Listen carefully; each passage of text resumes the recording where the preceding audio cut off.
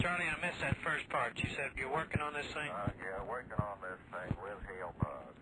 And he has come up with some language that seems to me to be all right, and the Vice President will go along with. And Hale would like to personally to tell you what the language is, and then he would like to talk to the boss about it, and that's that. Charlie? Yeah. Why don't you just go ahead and tell me yourself? Let's just you and I work. All right.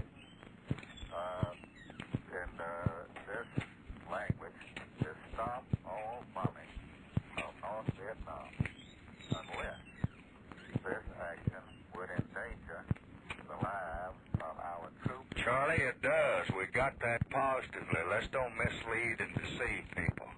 I'd rather be a poor peasant and wear a wooden shoe and be out on the door by myself than to... In that case, the unless is no goddamn meaningful because we know it. Read Abrams' wire in front of you.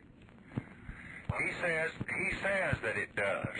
Well, in that case, the language would not call for the bombing to be stopped.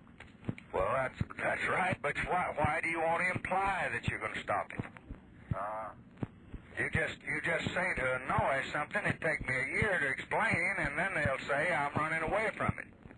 Well, I suppose one consideration is really a critical situation here at the convention.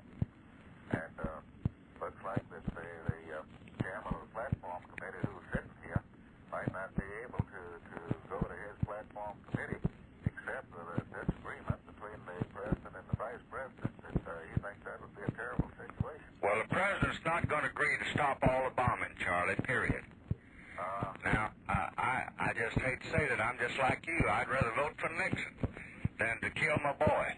Well, I'm with you. But I mean, you know why?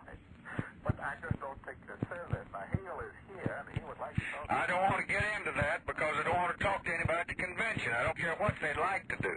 All right. I just positively don't want to do it, and I think you better just say you're talking to Jim Jones. All right. That's why I asked you to go out there. If I wanted to negotiate with each one of these individuals, I'd go out there. I just can't do it. But I would say to them, if they won't go for the language that we suggested, which I think puts Hanoi off bad enough, then they have to go on their own responsibility, but which I will not accept, and which I would... Now, what they've got to take into account, do they want to say stop the bombing when the commander tells them that it increases the enemy fivefold and our men must retreat? If they do, they can use their language.